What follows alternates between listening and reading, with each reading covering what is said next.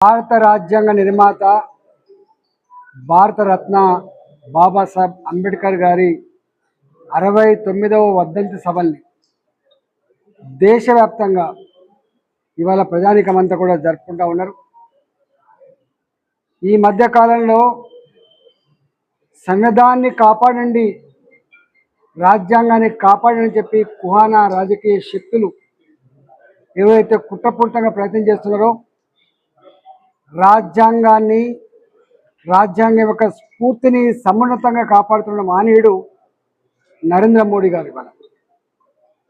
నరేంద్ర మోడీ గారు వారు ప్రమాణ స్వీకారం చేసే సందర్భం కావచ్చు, పార్లమెంట్లో అడుగు పెడుతున్న సందర్భం కావచ్చు, రాజ్యాంగానికి మొక్కి మాత్రమే రాజ్యాంగ స్ఫూర్తిని తూచా తప్పకుండా అమలు చేస్తా అని చెప్పి ప్రతినపూరిన మానవుడు కూడా ఇవాళ నరేంద్ర మోడీ గారు.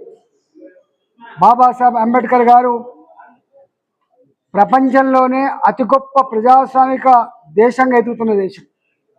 అనేక వైవిధ్యాలతో కులాలతో మతాలతో ఉన్నటువంటి దేశాన్ని ఆదరిస్తున్న, అందరినీ గొప్పగా చూసుకుంటున్నటువంటి రాజ్యాంగాన్ని అందించిన మానవుడు అంబేద్కర్ గారు.